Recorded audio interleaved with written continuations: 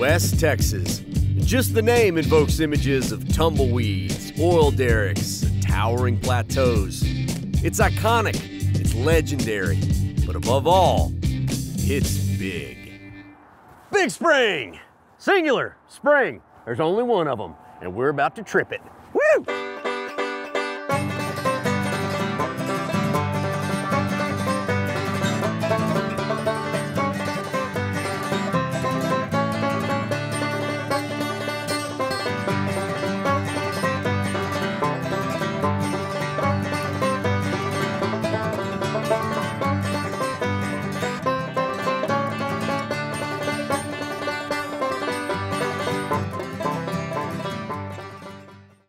This episode was made for y'all with the help of our awesome partners. Check the caption for more info. Out west where the cotton grows, you'll find Big Spring, about 40 miles east of Midland. Today, this town resides along Interstate 20. Before that, it's set on the Texas and Pacific Rail Line. But before that, well, it was built around one thing, the spring. So this is Big Spring, and this right here is the Big Spring, at least what's left of it. But this town's history reads like an epic Texas novel. Cowboys and Indians, oil booms and busts, multi-generational ranches surviving in a modern world. But throughout every era, the Big Spring abides, and we're gonna dive in. Well, not literally, because no swimming allowed. You see, the spring is but a shadow of its former glory.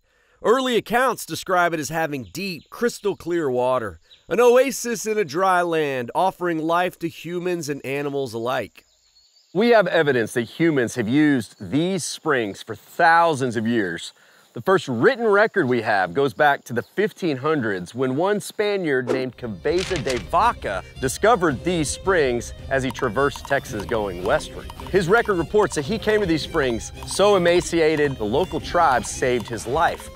To say thank you, he threw them a festival of celebration and thanksgiving. 86 years before the other Thanksgiving at Plymouth Rock, meaning the first Thanksgiving was actually Texan? Texas is even cooler than I thought. Yeehaw! Take that, Massachusetts. Just kidding. So what happened to the spring? Well, we did. Pumping and drilling in the area caused the water table to drop, bringing the spring to a mere trickle, which eventually stopped completely.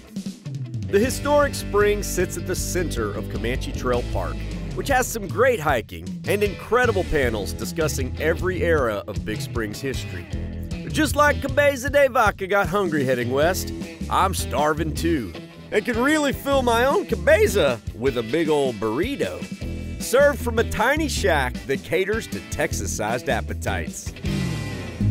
Every day for breakfast and lunch, folks line up around Wood Shack, with cars wrapping the building even tighter than a fresh tortilla around a tasty burrito. In Big Spring, like, this is the burrito stop. Well, it does say it's all good. It's all good, okay. She's humble too. This is owner Jeannie Canales, and if you think this place is small, well, you should have seen where they started. My kids and my husband and I used to do festivals downtown. Okay. And we actually built a shack. Out of wood? Yeah. So it was a little taco tent. It was just tent. 4 little, yeah. We'd make our money and come home. Only problem? Wood Shack was so popular, Jeannie and her husband decided to open a full-time location with more permanent walls. My husband says, well, what are you gonna do? And I was like, I'm just gonna learn. And that's what I did. You found a way to dial it all in.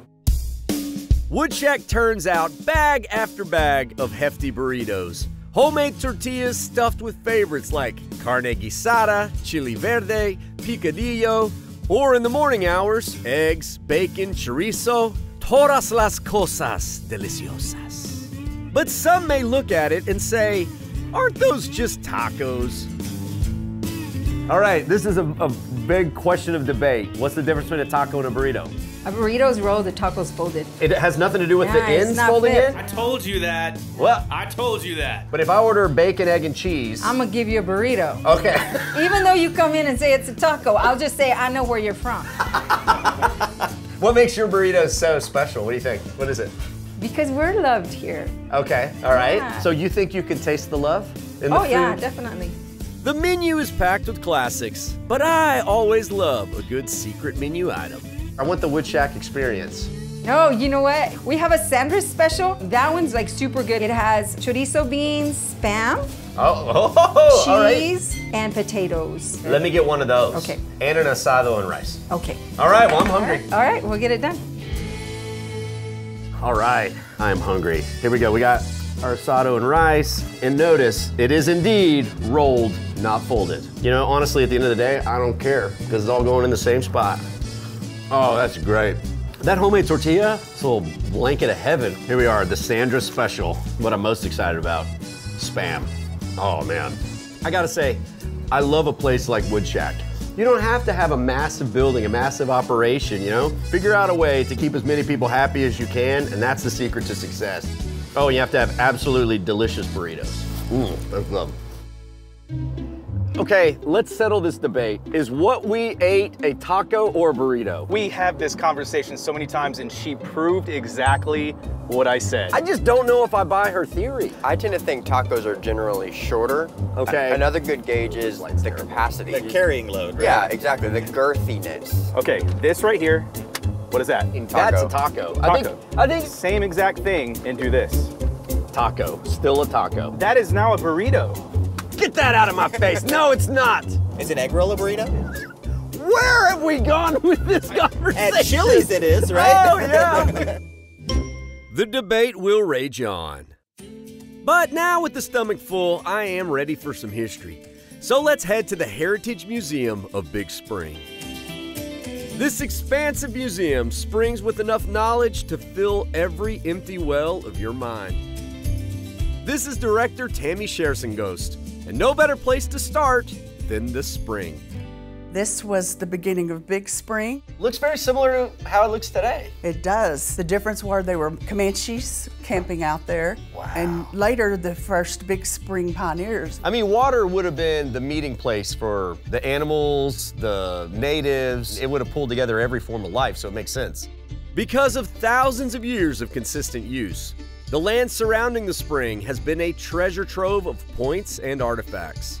This bison head is enormous. It is. In the beginning of Big Spring, as far as the eye could see, were bison. Unbelievable. The buffalo hunters, when they weren't hunting, they were in the saloons. Ah, and that would be this right here. Yes. So we come on in. Yeehaw! Welcome to the saloon. You just couldn't resist. In those days, there were 13 saloons in this small Wild West town, and they were truly wild. The cowboys would come in there and have poker games, have fights, cussing, throwing things, breaking bottles. I say to myself, maybe I would have liked to have seen what it was like back then, but I don't know. We walk into a bar when everybody's got guns and a little bit of whiskey in them. I don't know if you're gonna walk out of that bar. Sometimes you didn't. Yeah. The Wild West gave way to the era of the railroad, and all of Texas started to change, Big Spring included. So this bell used to be on the front of an old steam engine. You might want to hold your ears. Ow! Oh. I expected it to be loud, not that loud. Come with us, come with us. Stick with us, stick with us. Anybody have some smelling salts? And soon after that came the days of the oil boom. Texas tea. I guess even to this day, we're sitting in the middle of an oil field. We are, and one of the biggest assets of Big Spring was the refinery. Still employs lots of Big Springers. It does. Is that what you call yourself, Big Springers? Yes. Okay, we'll cool. go with that. Springers have made quite the impact on the world. One in particular who needs her own movie. Well, Chet, let me tell you about the most popular thing in this museum. Patricia McCormick, Lady Bullfighter. She's the first North American female bullfighter. She was queen of the border for over 10 years in the 50s. Historian and Big Spring native James Johnston has become an expert on Patricia's life. And boy, was it a crazy one. She got gored 6 times. Ooh. One of them was so bad that they thought she was going to die, and they drug her back across the border. When she got out 2 months later, she was back in the ring. Wow, just absolutely fearless. Fearless. Patricia fought bulls all over the world, and deserves to be remembered as a strong Texas woman willing to risk it all to chase her dreams. But there is one set of horns in here I think even Patricia might be scared of. All right, so this is the Hall of Horns. They got over 50 different sets of longhorn horns in here, but these are the most impressive. Because at one point, these were the longest longhorn horns on Earth. From tip to tip, they measure over 10.5 feet. All I gotta say is hook 'em. They call this the Museum of Legends and Legacies, and I can't disagree. Now, Big Spring has had a few boom-bust cycles over the years, and one of its biggest booms, literally, happened during World War II with the opening of a U.S. bombardier school right here in town. Today, the Hangar 25 Museum keeps its story alive. This is Museum Administrator Amber Stokes. It is kind of confusing where people think we were training pilots here. We did not train pilots here in Big Spring, we trained bombardiers. All right, and so these men would have then been sent into the European theater, the Pacific theater. Yes, and go fight a war. Wow. Yeah. And this specialized bombardier training was reserved for only the smartest airmen, who could be trusted with one of our most top secret instruments, the Norden bomb sight. They're navigating longitude, latitude of where this bomb is going to be dropped. Airspeed, wind speed. All by yourself. So these were the smart kids got Yes, sent to yes, run one yeah. of these. The Nazis couldn't figure out how our bombing was so accurate. Correct, because there's a mechanism in the Norden bomb sight that once you touch it, the whole thing just falls apart. Truly a top secret mission that was run out of this hangar. Yes. Not only did you have to do math, you had to do it in the nose of a plane with people shooting at you. This is our E11. It's the crown jewel for this building because it's what belongs in this building. So can you go in? Yes. Really? Yes. Stand by. Wow. So this would have been just like an Airbus for students. Can you just imagine this whole thing rattling in the sky and you've got one job, which is to keep your focus on this bomb site? I don't think I could do it. That's why they're known as the greatest generation. After World War II, this facility became the Webb Air Force Base, training fighter pilots and jets like this T-38 Talon.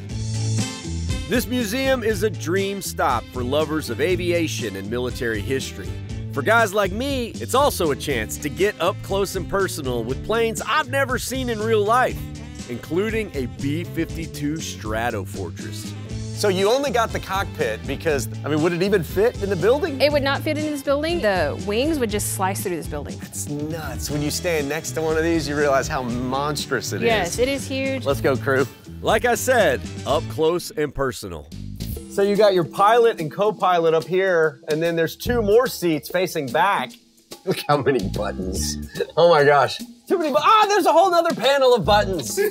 What? I've been waiting for this for a long time. Boys, it's time for us to fly our first mission. I'll be the pilot. Greg, electronic warfare officer. Luke, you're gonna be the rear gunner. Where is the gun? Drew, navigator. Hey, yes, sir. And Daniel, you're gonna be our bombardier. What? We're all relying on you. It all comes down to this moment. Navigator, how far to target destination? I can literally see nothing here. Electronic warfare officer, how are the electronics? There's two of everything, sir! Very good. Rear gunner. Bombardier, it is time to drop the payload. Daniel's not in his seat, sir. What? Where did Daniel go? Mission accomplished, sir. When the burritos hit, Dang it. they really hit. We now interrupt this programming to remind you to like and subscribe. Now back to the road. Now we've been indoors for a bit. I think it's time for a walk in the park. A very special park that folks out here have been enjoying for generations to get the best views of town. Arlene Martinez is park superintendent out here, overseeing 382 acres of wild Texas land. This area was really special to the people of Big Spring long before it was a state park. The land was donated in the 20s, and it wasn't until the 30s that it was able to be developed. So we're sort of walking a very historic path here. Yes. Early pioneers gathered up here, and before that, local Indian tribes who needed a vantage point like this. Oh, yeah. Now I see why they call it Scenic Mountain. Something special about Howard County is that 3 ecoregions merge here in this location. To the north and east are the western rolling plains. Okay. To the west is the southern high plains. And to the south, it's the Edwards Plateau. And so that Edwards Plateau is what's giving us this elevation kind of compared to everything else around us. I can see why folks have been doing this for so long. Let me show you just how long. The guest book up here is carved in stone. I guess when graffiti gets old, they call it historic. But back then, folks had enough free time to do it right. Hey, spray paint is for lazy people. Right here, this one says Alf Anderson, and this is one of the oldest dated carvings in the park. It says 1888. 88? We call this one the Lovely Lady, and we think it may have been carved in the 30s, possibly by a CCC. Yeah, her feet are down here, maybe a dress, shoulders. Chad, I'm kind of seeing an alien. I mean, it could be that. The other one did say Alf. But regardless of who carved those, we're pretty sure this one was carved by Native Indians long ago. We call this one the Horned Head, so it could have been depicting a mask that they made, or a bison or something of that sort. This could be hundreds and hundreds of years old. Yes. By just coming up here and enjoying the views and sort of taking a quiet moment, you're participating in a very old Texas tradition. Absolutely. Unlike other state parks, this one is day use only and free. So follow the path of history, y'all, and take in the historic views. One of my favorite things to do after a hike, go swimming. Ah, but alas. Before I knew anything about this town, and I thought, we're gonna do an episode in Big Spring? Awesome! There'll be a super rad swimming hole there. I can't wait. There is a big hole. If there's a town called like Mountain View, what do I want to do? I want to stand on the mountain and I want to have a view. Although I am from Beaumont, it means beautiful mountain. And there is no beautiful mountain. No. There's no mountains in Texas. Hey, now? Come on. I know, Luke. fighting words. Kick him out of We this truck. stood on one with the scenic view. I would say difference between a hill and a mountain. You fall off a mountain, you roll off a hill. You push your friend, and did they fall or did they fall or roll? Whatever it was, we're down now and headed downtown. Big Spring is full of grand buildings. Sadly, many of them are just echoes of oil booms past. However, there is one that stands tall, a literal beacon of hope for all of West Texas. It's Hotel Settles, and inside its ornate lobby is a reminder of glory days past and a look forward to a world of endless possibilities. You might not believe me, but not too long ago, this hotel lobby looked like a war zone.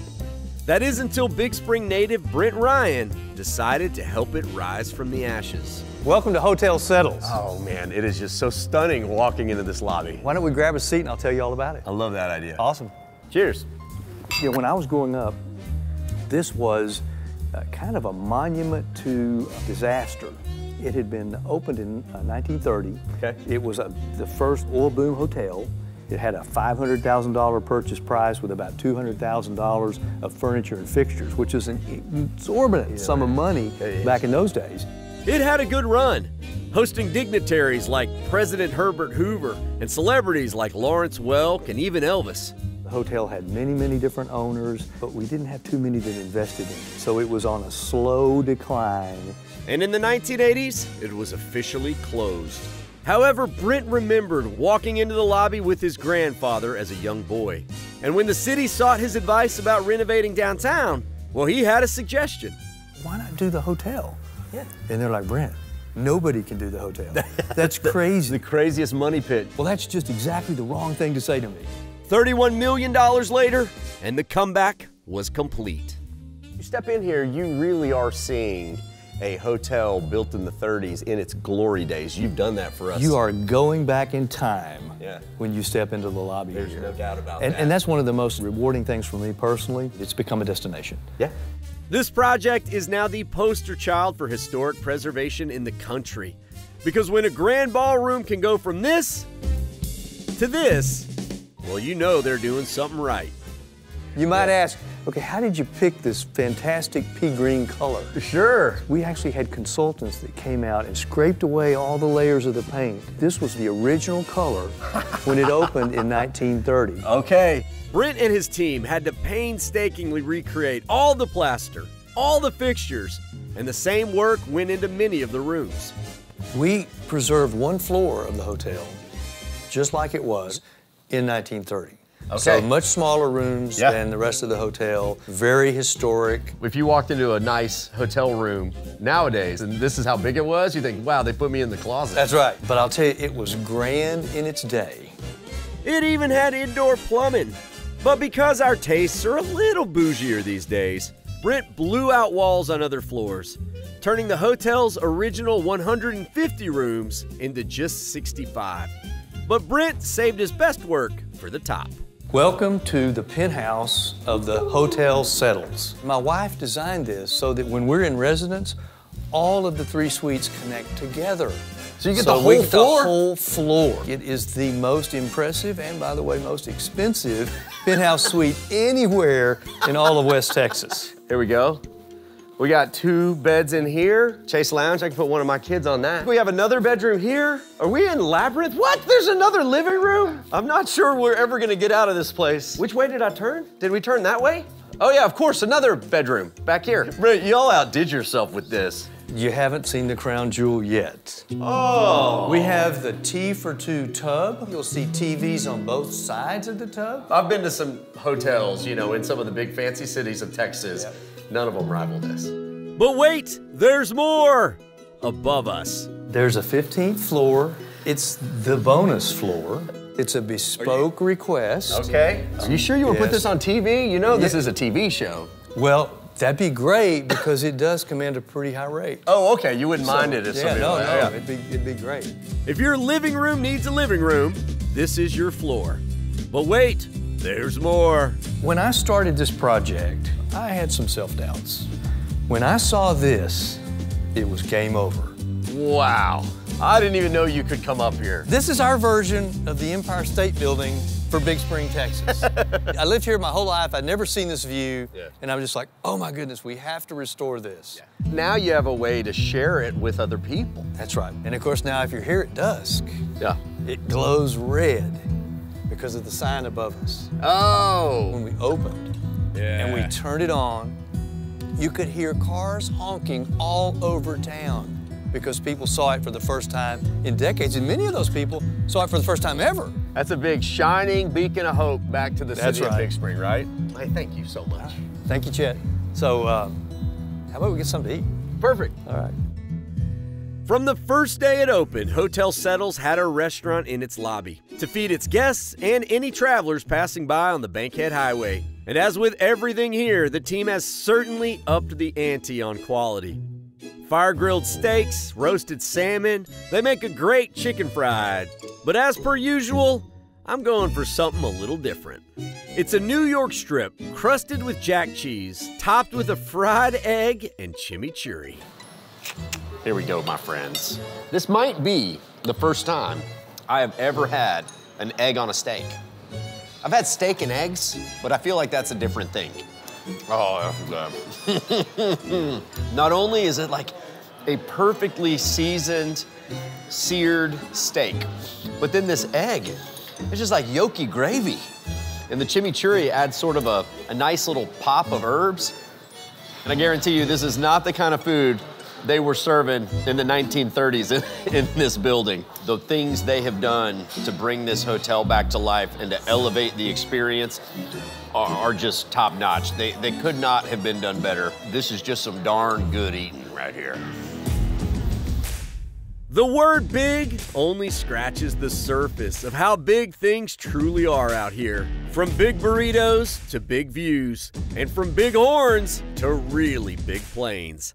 And the Springs may be down a bit, but the city is still flowing strong. All right, so there is one final cowboy tradition I need to participate in here in Big Spring, taking all my friends' money at the poker table. So I will see all y'all out on the road. Vaya con Dios, amigos. I'm about to vaya con Dios all my amigos dinero, if you know what I'm talking about. All right, deal me in. Wait, you're all in already? All in. And I'm putting Greg's money in too. Howdy, y'all. Follow along with my adventures at Daytripper on Instagram and at the Daytripper TV on Facebook and YouTube.